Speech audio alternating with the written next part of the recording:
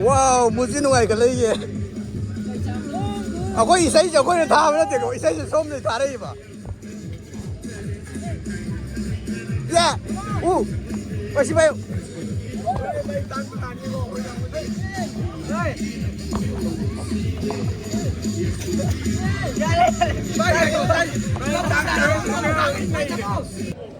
Andro ki home ma'am.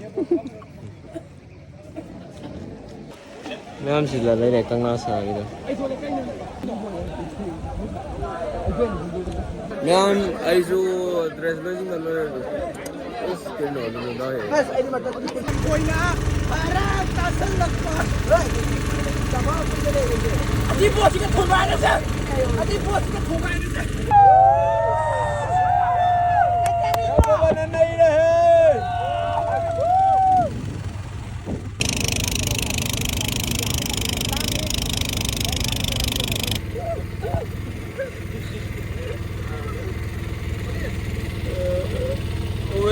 Omega này đi đâu có dâu đâu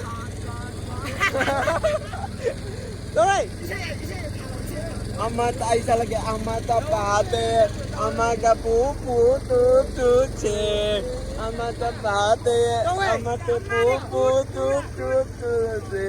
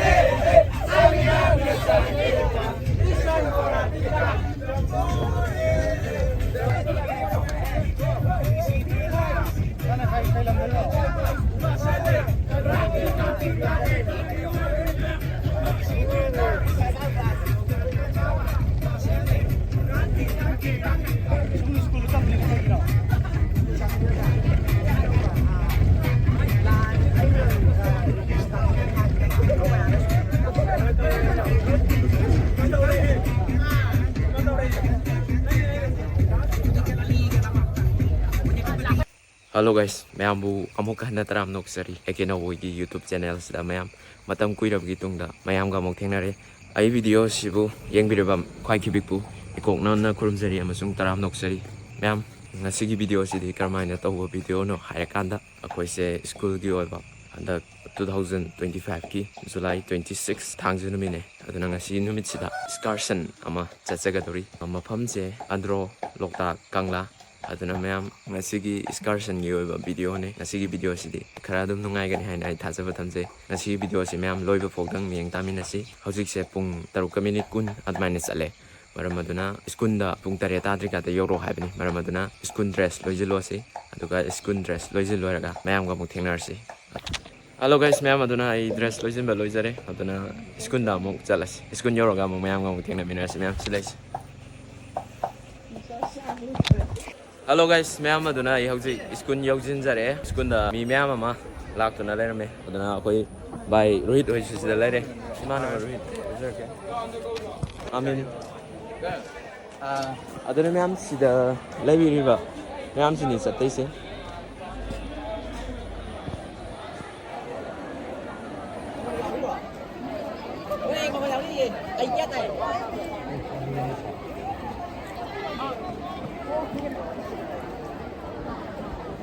Hello ma'am, aina hojik laizare basi school gi gate mamang dani aduna koi imana ba ma'am amasu laiduna leirame ma'am da utsarake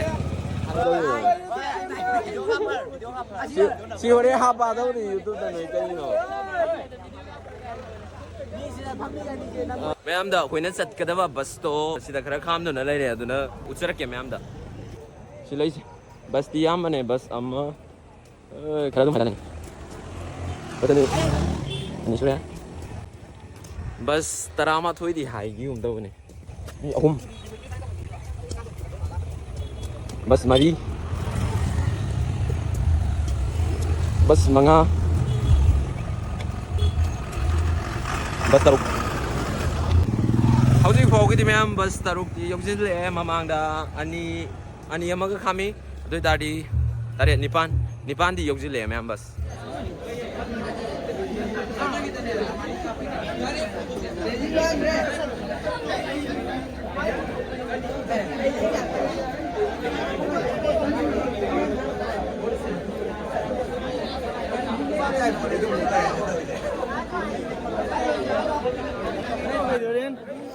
Thank you, man. Ai khayam bilang mo.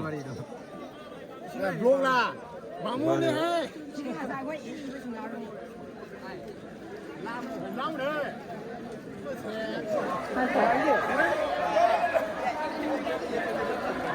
Hello guys, mayam aduna isgundagi thoglake akoi bus ta tong bagi damakta aduna bus number 60 hai bani dui to yengage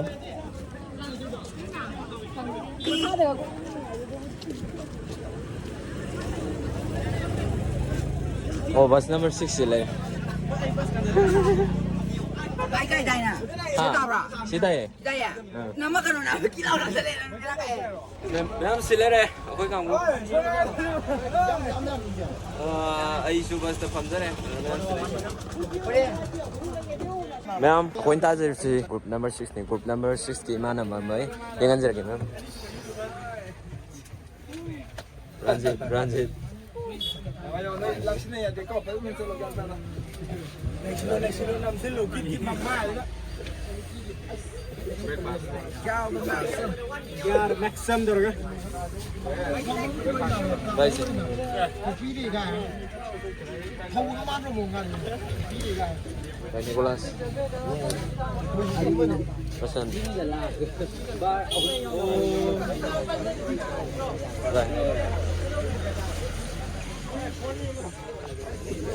Kalau video na bisa. Hai. Kalau maya masih di Thailand ni susu video na. Ma'am koigi bus hoji abu bahore hai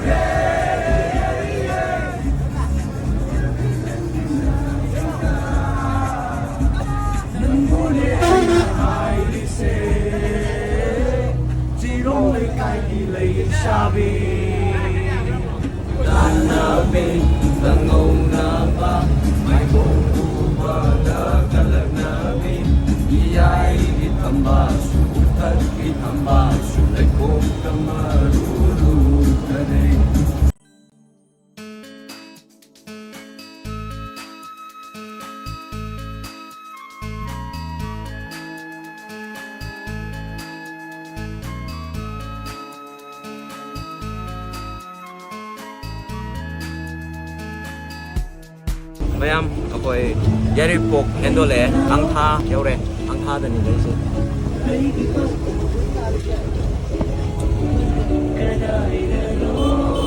Thaman ngam sali mayam wow si thaman mo yo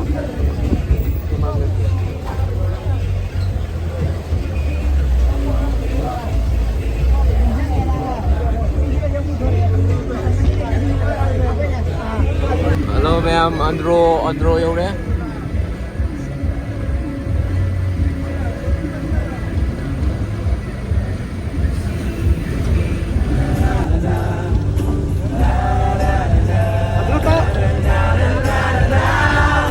Give me some sunshine, give me some rain, give me another chance to grow up once again.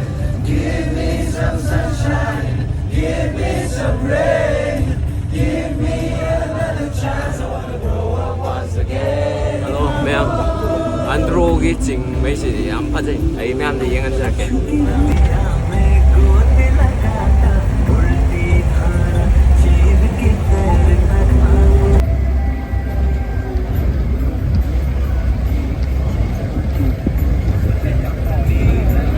Hello guys, ma'am aduna ai hauji bus tagi kumjare aduna ma'am de yengan jarke silai moi ching jam phajabai wani sangtrik sang age ala adugo ma'am sida lere akoina lakhi ba bus mai do bus yam mane bus tarama thoi ogi bane ama ani ahum mari manga taruk tare nipan mapan tara trama thoi to bus drama thoidani हम luxury bus koi mi school gi class 11 12 science arts commerce pula pul laga and ma'am sile view se silai se ai hana ni ko ngau ban hanak ti ngau dre adu mit ka si kano tau tau ram ni ma'am aduna sangwa si ma'am mathak ta kai lei bano yeng bia ba du yeng ngor si ma'am cái Naoboy sile đâu đâu ra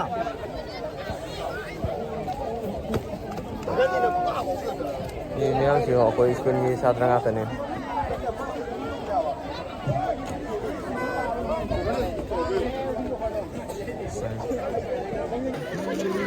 sao rồi cái microphone này xí vô nấm tổ này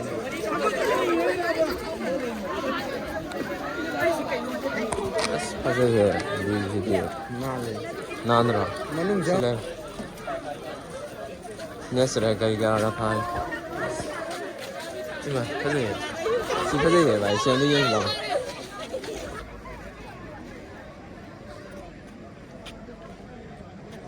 ꯑꯩꯈꯣꯏꯒꯤ study ꯇꯨꯁꯤꯅ ꯑꯔꯣꯏꯕꯅꯦ ꯁꯤꯅ ꯑꯔꯣꯏꯕ ꯅꯠꯇ꯭ꯔꯣ Mane bhai. ꯁꯤꯅ ꯑꯔꯣꯏꯕꯅꯦ white ꯑꯦꯡꯒꯜꯗ ꯑꯩꯉꯣꯟꯗ make ꯁꯥꯝꯕꯅꯦ ꯑꯔꯣꯏꯕꯅꯦ Rohit white ꯑꯦꯡꯒꯜꯗ ꯅꯝꯕꯗꯣ make ꯁꯥꯝꯒꯅꯦꯕ ꯑꯔꯣꯏꯕ ꯅꯠꯇ꯭ꯔꯥ Mane. ꯊꯥ 4-5 ꯉꯥꯏꯔꯦ ꯑꯩꯈꯣꯏ ꯄꯨꯟꯗꯣꯏꯁꯦ ꯑꯗꯨꯒ ꯂꯣꯏꯔꯦ ꯀꯥꯏꯅꯒꯅꯤ ꯑꯗꯨꯗꯩ ꯃꯥꯏ ꯊꯣꯛꯄ ꯑꯗꯨꯕꯨ Chắc thì cái đâu tới nó phải chứ.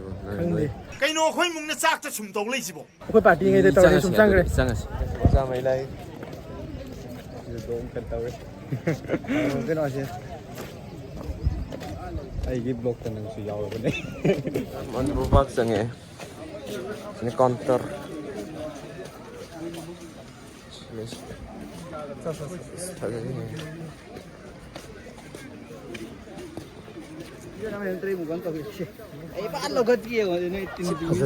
Fazai.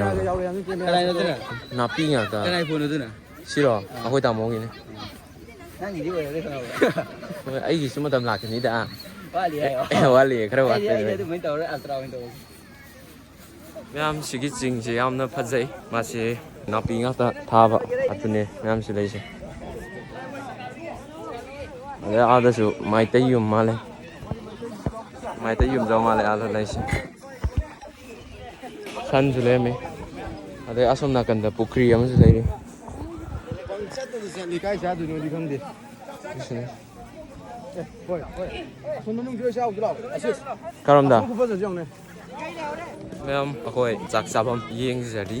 Aduna cak sabam se. Asam gicing. Sudah ubi bercing sudah. ꯁꯣꯝꯅ ꯈꯔ ꯐꯖꯕꯩ Asam nak kerap fajian asam tu sagi na. Tak jadi, mungkin tambahan kan jam tharo aja dah. Tharo ni sini. Yang faji. Desi. ꯌꯥꯝ ꯐꯖꯕ ꯊꯣꯡ ꯑꯃꯁꯨ ꯂꯩꯔꯦ Hoi, yang faji tu ham tu kaya.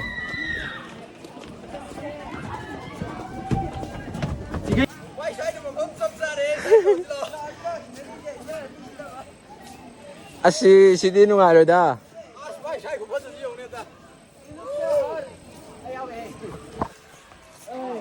Agi sida zaban pada male. Agi mi sana dah gira tau mi bay. ꯃꯣꯏ ꯑꯁꯤ ꯄꯨꯟꯁꯤꯜꯂꯒꯨꯝꯁꯦ ꯑꯩꯈꯣꯏ ꯁ꯭ꯋꯥꯏꯗ ꯑꯗꯨꯝ ꯅꯥꯄꯤ Hoi, asomba kita kau pasal yang. Ma'am, Andro si amna fazai. ꯌꯥꯝ ꯐꯖꯩ ꯃꯌꯥꯝ ꯑꯩꯗꯤ Fazai, ꯅꯍꯥꯟꯒꯩ macing ꯈꯪꯉꯨꯗꯦꯒ ni. Hoi, usu hauba, napi su hauba hai dah ni. Makana napi hauba. Aduga usu hau jin ba. Sila.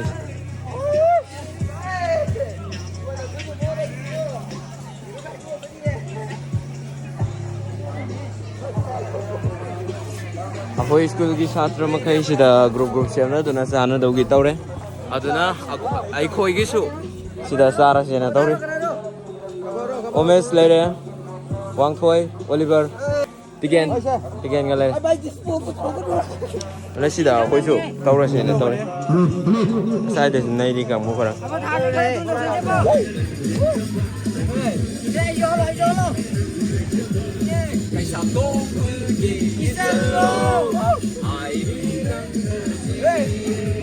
Say, bay, sakti jalo, sakti tidak.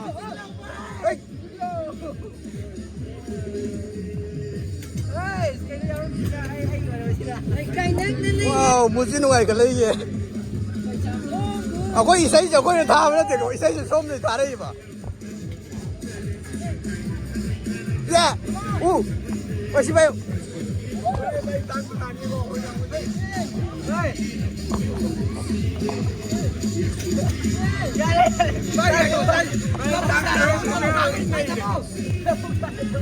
Mày mà khôi xà vào hông ra đây. Xin lấy gì? Chả bạn ăn cái mà. Ăn ăn mày. Oliver ra lấy xin lấy omes lấy bay lấy khôi mấy người nó quân lên à xin đi. Cái mà chúng mình ra cái gì? Anh có anh là xin lấy mà. Xà mà hồi. Đấy nè, ngay này, tập kịp rồi nó mình được. Nhảy bay quá. Tôi ghi garan rau quang thôi. Mà ghi garan gì đi lùi đây mày à? À, hầu ấy. Hầu đi lùi với A to Z garan. Good boy. Đâu yung chắc chú bora sai garan đâu với mà trung này hay đi mà garan đâu với mà phẳng cái nhầm cân được. Yes. Này cơ. Nhiên. Ra đến nồi vậy. Khôi bên em thì ngay đây rồi. Bên em thì ngay đây rồi. Sai lì cái gà. Phải mà lưu đâu mày.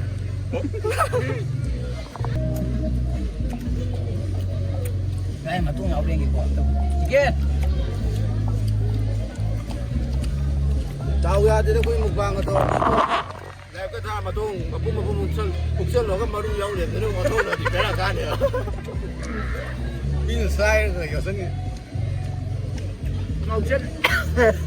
Hai go bay. Lao cái tàu này, lao cái hả? Nó chết là nó lao cái tàu này vậy. Chưa biết. Chả có tao mà đi.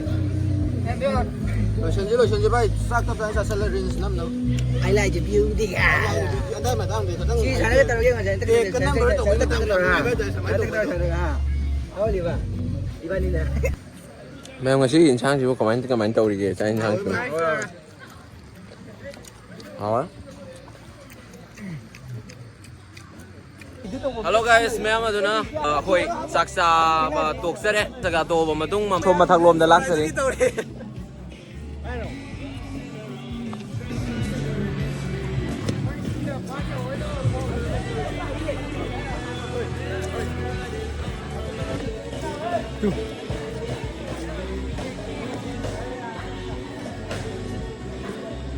Som mathaksidasу sang macha achoubasu yam yaure akoi saksanaba mai gadra adumaina mayam ama lei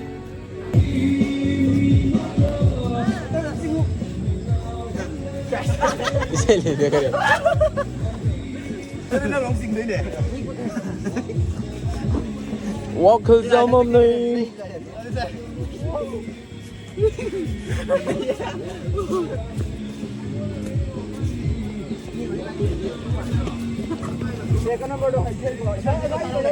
mathake view si ma'am ma'am akoi mathak kum darak Cùng tới đây mày à. Makarom ta mong sale ngasai ubi kiba pukri do adu do yang mina rosina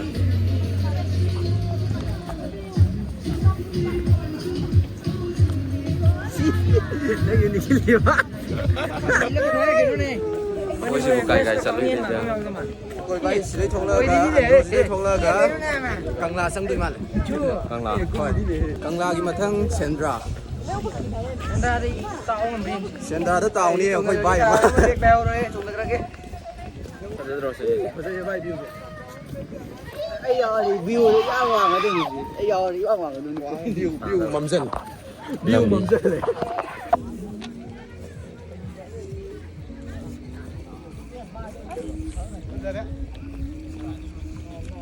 Mayam Andro the Ningsing Nung Aina Amalerame Ningsing Nung remember like let you construct by C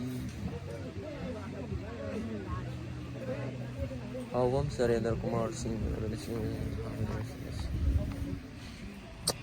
Mayam Andro gi sigi jaga se khwai de yam phajare se engon su Hello guys, मैं आमा दुना कोई मथक लोम दा काजरक ले asai ugiba phazaraba hogi napi mai duni imana mai pulap punna kamina rakla si lai mai si aduga akoina kajaga doriba sina a mamang da ubiriba yum ani asigi manungda amari phambam ni mana mai ta yum jo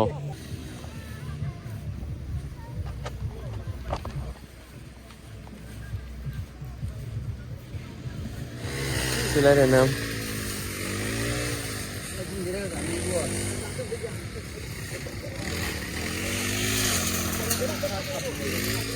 Nếu thằng lục khác thì tôi chỉ cầu dưới lòng mày à? Muốt ra rồi thầy chỉ cần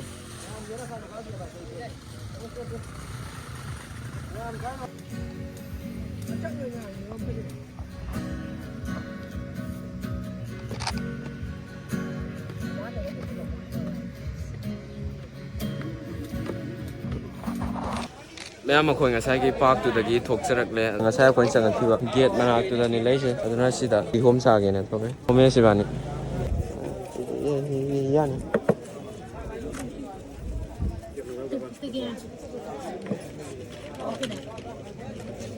cái nó trên những ngày chơi để cái này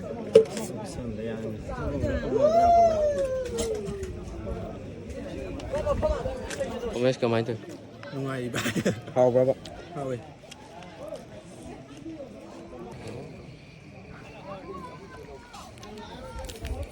morok ti kan ni da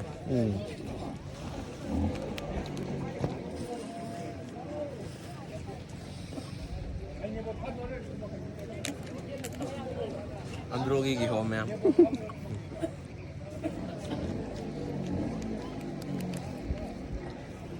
더워지라 Cuman dah lupa kun bi.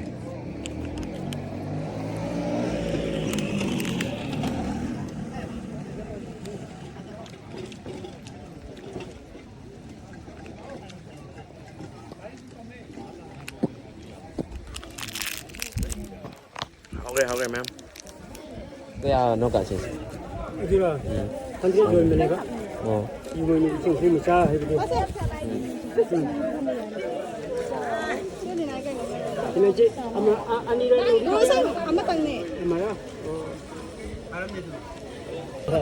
Kasi kya pi kya? Sisi na sisi. Sam nhà cái gì Oh, sam yang kai. Sam yang kai. cái là sao thế này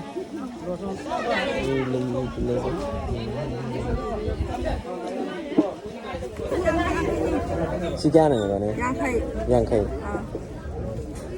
Sisi mana ba? mana ya Mu. đâu rồi mà Sisi.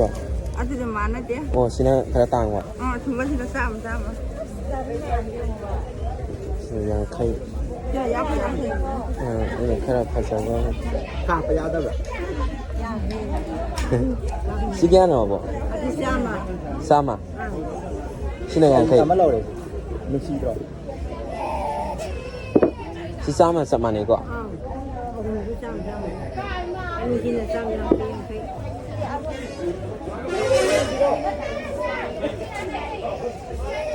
Simalau gitu kada. Abang simalau. ai cả Sama. Ma'am ay excursion sat pagi pot ani khak tin lai jare ma'am. Sila lai je thengu macha ama lupa kun pi ba ama duga sida lai sina lupa chama sila aduna ma'am ngaktang leiraga akoi su satnaba gidamakta tawjaragani ayam akoi kumdarak le aduna sida excursion lapagi mi ma'am so hello guys ma'am aduna ai se bus tong hachare masung Andro dagi bus se tongaga thawdo ba haujare aduna se lai se Andro na sida leiraga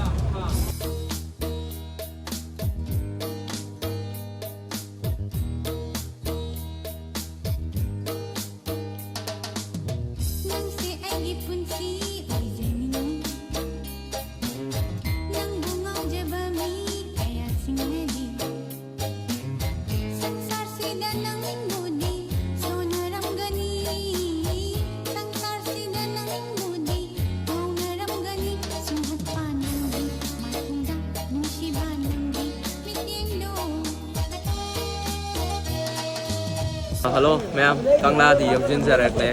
Ako nga say tunga ki babas tu ni alay siya tuga ako imana ma'am masu kumdarak na sila ini. Ado haujik Yeng đâu mà tâm gì là nung ta chỉ lệ tôi chỉ bảo về ra này nung ta chỉ là cái nào hồi lớp thuộc vào lấy này hay là bữa đi chặt bữa đi không này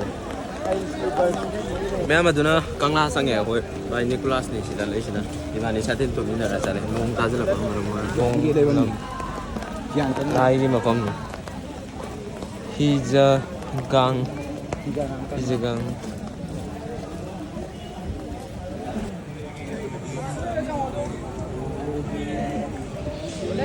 Đây là cái gì thằng xào vào đó, cái thằng xào kia đó, yên thôi mà, sao coi sự yên này, yên lắm mà thôi.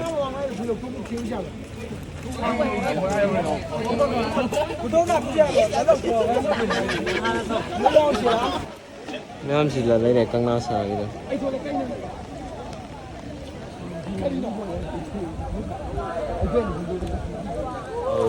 시즌 링透过那个海关都的。 어, 그 정도로. rồi 하나.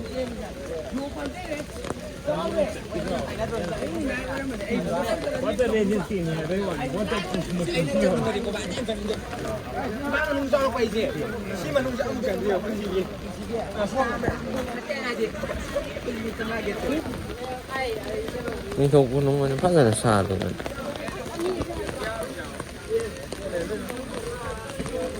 사진이 비람디야.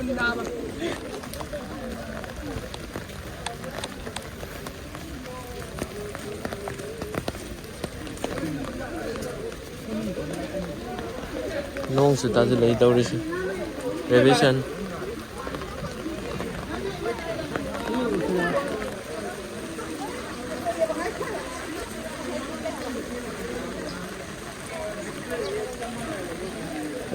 nông ta sẽ nghỉ sinh hoạt này mình tới tìm rồi rồi. mà học không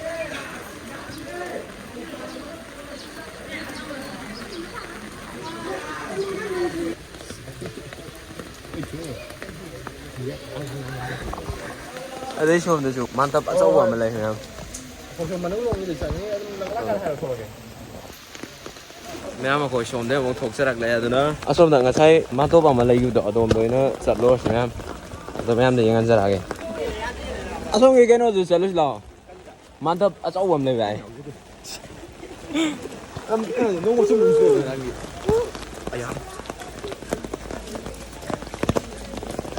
đi luôn nó xuống lại mà tôi rồi đâu đi 야들. 저 레기스. mẹ mà khỏi man tập thì vô đấy chỉ lấy xin man là mình bao nhiêu xuống lên là đây xuống lên này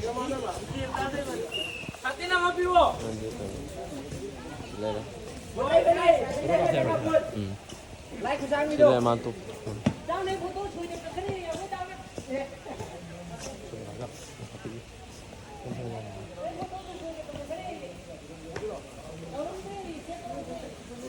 Recreational nga sige siya kumain na tawag eh. Excursion siya nungay ba nung. 여기는 왜 가리 쏠래? Matumoy sila photo kap tay daw ri. Tutoy ba sila re? Transit oy sila re. Ba ni kula sa sila re. 수가 맨날 나와. 아니면 그 맞아 이게 아마. 엄마 비디오 내고 얘기. 캄바가 농만 가는 갈래 봐. 농만을 갈래. 킹이라. 에이 아들 캄바들이 후를 많이 빠져 뽑아 또 아니야. 빨리 받아줘. 말은 자기 아니 말이 봐. 그럼 아직 안 오래 봐. 아주 맞담단 캄바나 타이도. 아고이 봐도 아고이 봐야 돼. 아니 아고이 보가 예산을 좀 만나 주고. 아주 야를 얼랑네. Audulang kamu kurang kaya sih lah. Mẹ mà khỏi thuộc sẽ rắc lên. À cái mà nó mấy sự chỉ lại luôn nè. Quay đánh cái nấm cái nồi xí ra đấy. Quay đánh cái nấm cái nồi mà kia mà tôi make shame đâu nhở. Sila na mag yato de. 1x na mo. 1x na namin. Roman ba? Mali Roman. Yo, ako yung kang lahat tuk sir ako ek subscriber ka di like comment subscribe to sila mo. Am di share jaw na. Yo to re. Ek cái thumi na de. Do bu khoi kang la sa pa chara jing yung mẹ. Xin na mẹ xin mo. À đó khoi on za de kai de. Ko ki shisti de kan zoom to ra mara. Like phone like. Like phone like wa. Nang like phone nan ji da. Nati mai nati ai ni kari no ni. Oi mai ni like phone. Oi ai cái like phone mai nati. Mahes phasai. Mahes phasai. Nati ba ai na mo hiu thagat bi de. กรุ๊ปโฟโต้นี่กลายแบบนี้ค่อยกันดูสูถูกป่ะ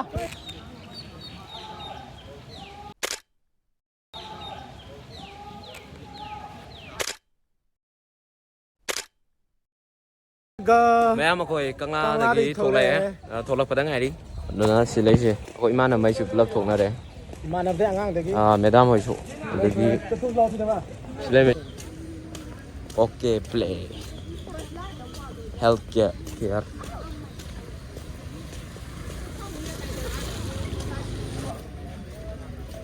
bus number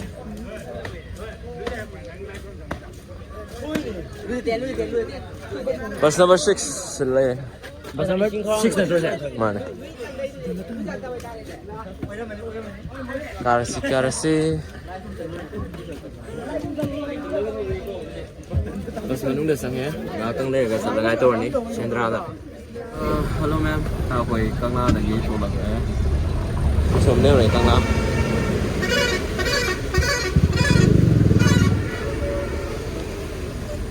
Aduna hauzik satoribase Moirang Sandra Loktak yeng ba tare aduna chalase ma'am DJ đâu rồi sa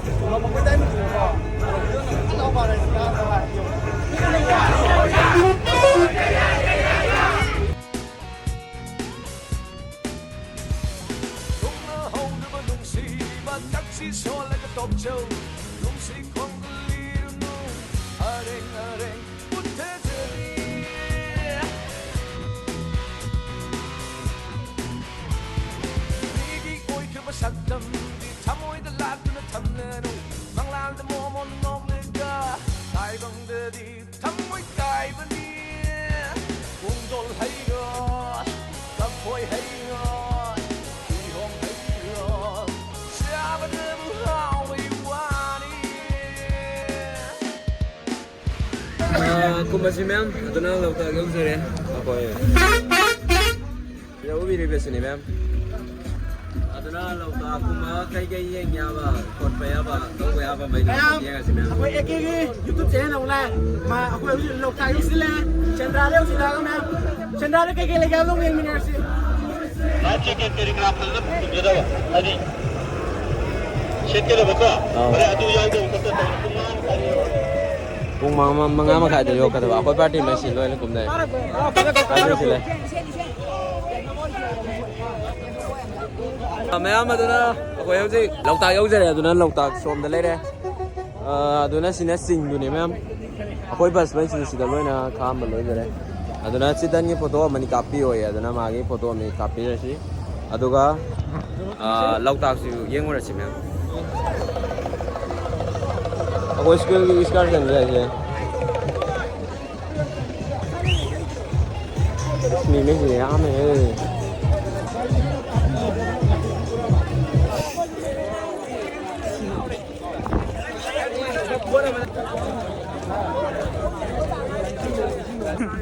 Ako'y imana ba Recreational matam kuira bagitungda among thengnare aje coaching mapamda aiga unminar ma imana bani adonga si excursion gi numit asida ibane among thengnare Midi iPhone bai gi le ro iPhone aina de bai kuita mo adona si lai si ma'am akoi bo tong ye na lai eish phone ji na siginde ro si de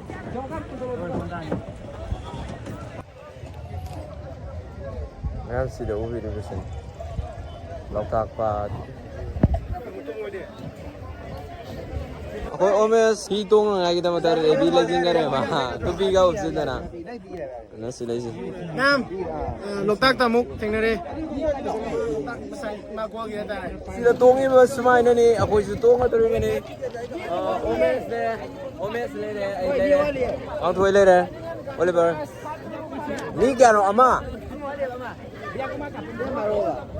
Mo yaw ro. Ma'am, I show dress losing color. Is kino no da hai. Ahoi khang mo tong hau re. Sile ba thang chao de la. Ngao le ba.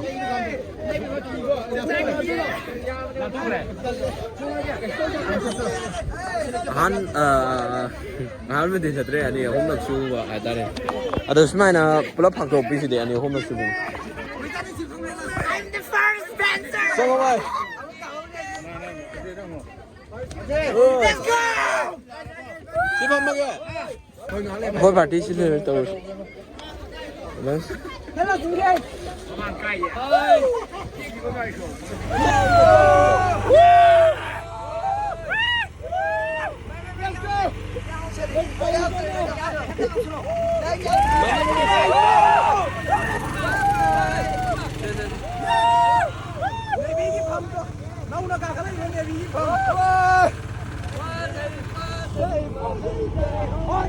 Leo re ano na. Hello, guys.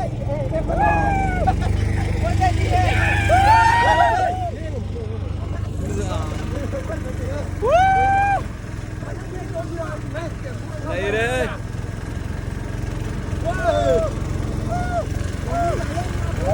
Mày đây tôi thầu tôi đây.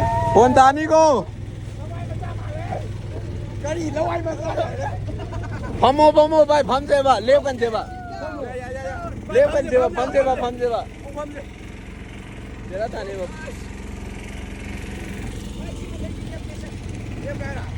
Là cái ô. Tay ta anh xả kìa. Ngồi chạy đâu. Ê, leo kan. Ê, cái vẫn udre. À, vui bà đi leo à. Ê, đang. Ya siu dai ni kai. Assist की video तो यार ना भाई तो हम मार के ना iPhone को सेव ना भाई. Ê. Đi lại để làm đi này thì cầm thấu thấu này. Bamo mamang udre.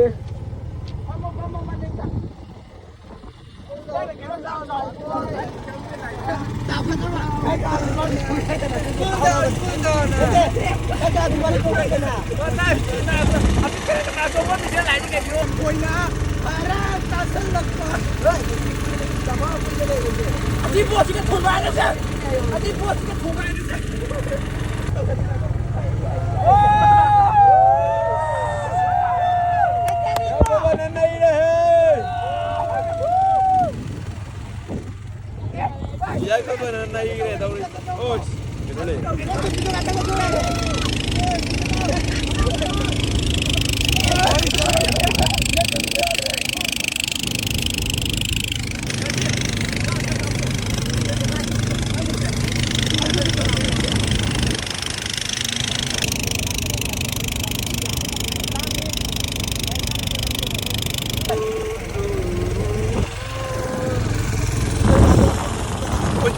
Chuyện nó bày ra đi.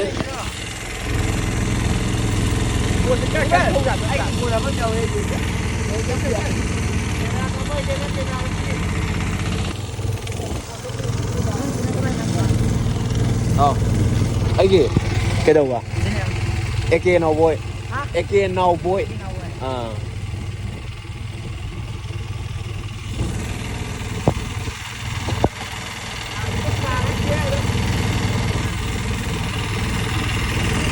Then look at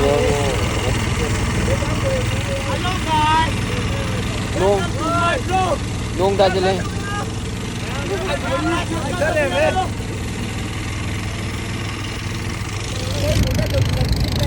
Thâu đây he.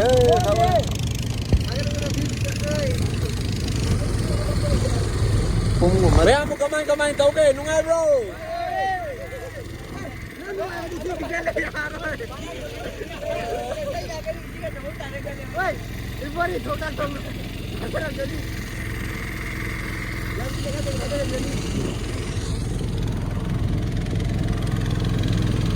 Anh em khram sang e mo na thobi se mi amamam da ko bayan khai ne lawi se akoi drama toi ne adu dar di pat chonga yang khai adu ma na oi ana som da ai litua chat tau re som lai se koi ra ga sidai koi ra chat tau ma le ne khan ba da sidai koi ra chat la ni let's go ibom ni yo sa ora bak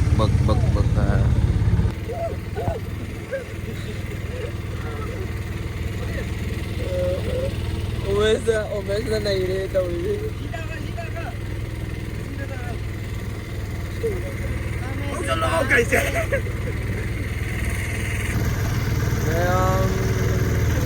Yang nungai ba cái nó.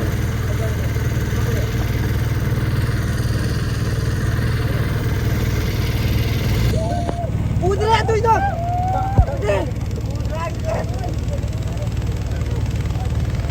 Okay.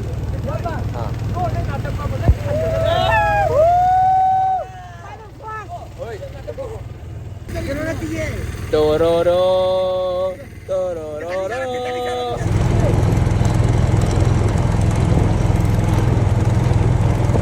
Ape. Ông lo dầu thôi. Rồi. Amata isa lagi amata pate, amata pupu tu che, amata pate, amata pupu tu che. Mẹ mà cô yêu chứ lẽ, mà bao nhiêu từ đâu đây? Lên bây giờ cô bắt đi không?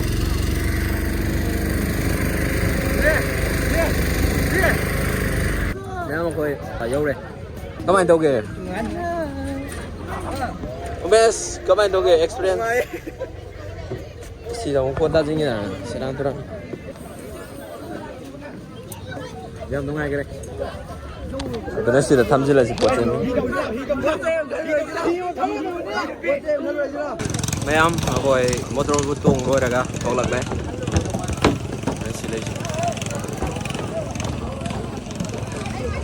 Mana motor butung berapa? Motor but? Itu untuk kau hangau.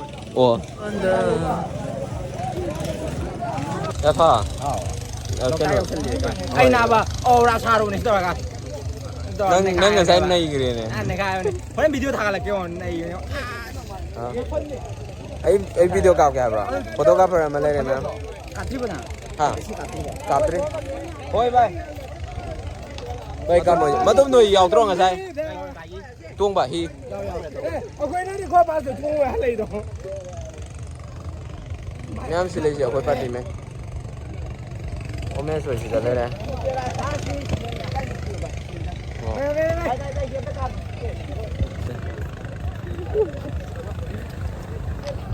Mayam ako motorboard tungmam dagi tholak e. Sila sina baital ne. Jinglom da karu siya na tauri. Aduna sila si view si. Mi mayam se. Sila pot sa si mayam am yon. Kau ha jo kya bi ko. Siapa ni? Yang kai. Ni puya ada berapa? Ni puya ada berapa? Ha. Ajin kamera. Ajin sampai pior sepipi gaya ye. Ya, haru je. Sampai piora. Ya ni. Ajin kamera. Tadi sana boleh apa? Baik ke leu lagi. Si kena hai kak hai berapa sila dia sudah. Ai sudah le hacker kita. Mayam akoi mathakta di ka ge na tawne ado mathak ka zara roi ge apung si thengsilak bana mara moiraga hanba da khara thengani aduna si pot laibam si dagi pot khara leiraga halangai tawrani revision nang kai kai leire ba Shum leire, hai kak leire, ngajing leire.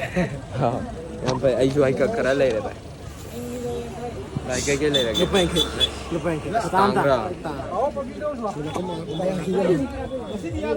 Moi sendrai pun kutam tang kakching jalan leire pe. Kakching lau ha, maman job dah haidar hai pi ke lau. Kakching ngom dah gang dah. Keno ni, aku kakching lau ha, haidar pi ke lau maman lah, yung ngam nya dia.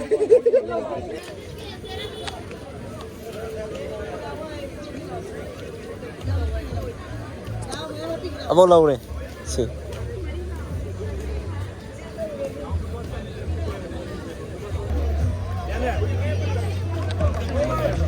Sidan. सिधै हल्लनी ने तौरीदा हाँ नंग camera का बा क्या है और बा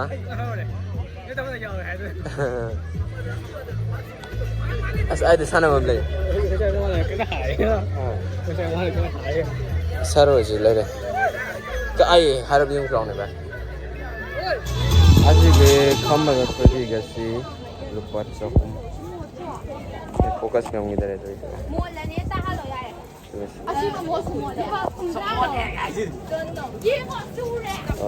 सोम साना बम से मैं मले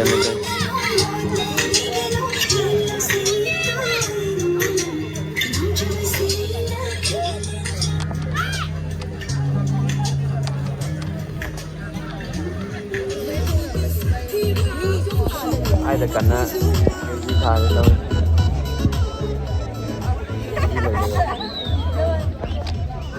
Sitan julak nai de sitan dan kai sakra bano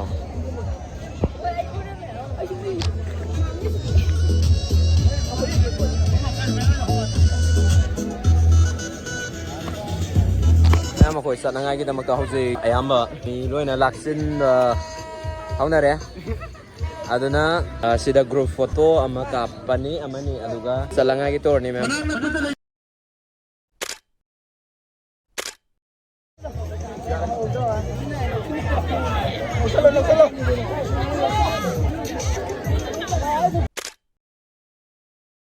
Ma'am ako'y basisat ka ho re. Ako'y basisat ka daw re.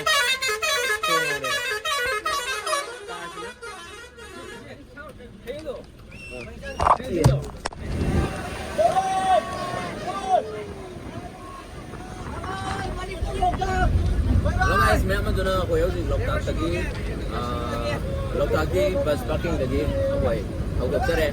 Yung tam na hanna na magida magka. Ito na sila uwi na kasi ni Loktak. Yam pa sagre.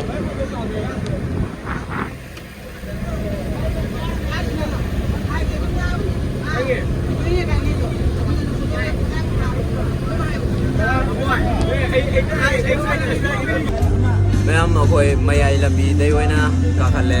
Ano na sila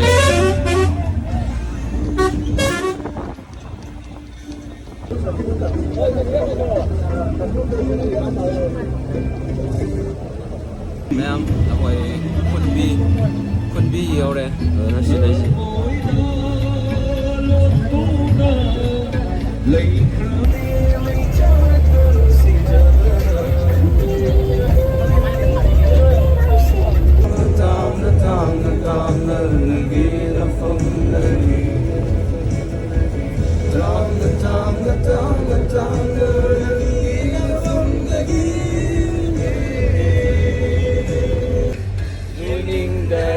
uning dara chaning dara lam na san na tidrasu na lot na lay shibu pamudara nushidara chotokara kalag dara khambal dara ayam kreyatiya ilong jure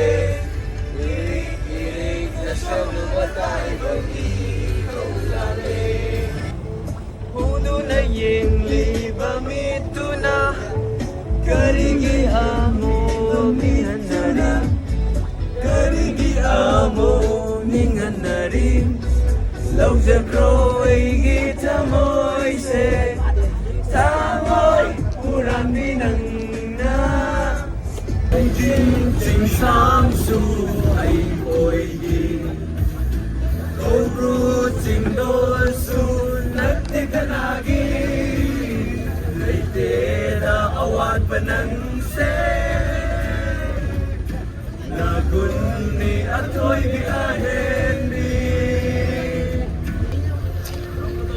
Ingatin kang nakabaga sa upang Nagunding nasi Yay ikaw ay arabasu Ikaw yung sibat ikaw na lusi Lepun na himing nasi Tawai tare kaming nasi Lepun na himing nasi Tawai tare kaming nasi Sinong manong naragusog Ukawa ka unalagyan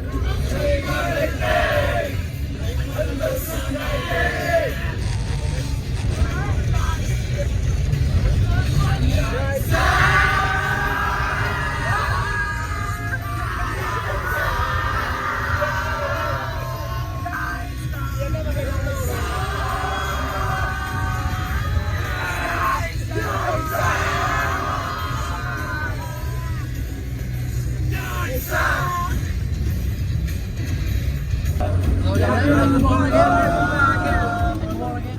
is it?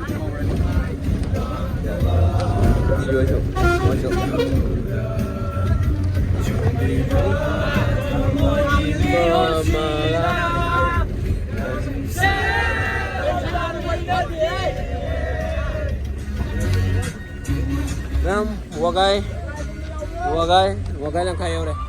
Salam.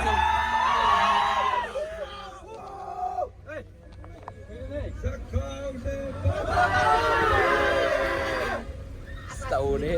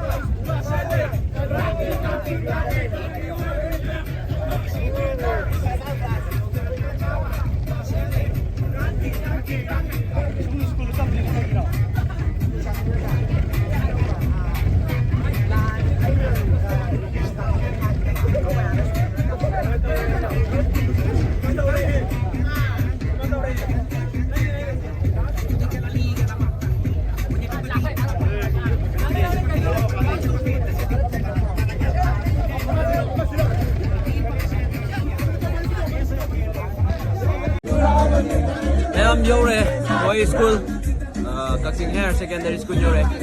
Anh nào khôi bài mấy em từ tôi.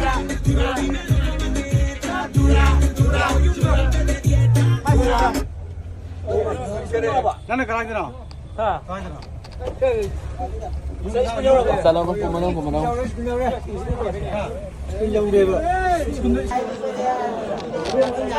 Hello guys, मैं मदना बस तक घूम जा रहे हैं अपन सीधा ले से स्कूल ना ने sinang nga sa age mong tuwi nga sige journey si kamay tay Ngoài, cô nhà rồi này. bye nungai rồi bye bye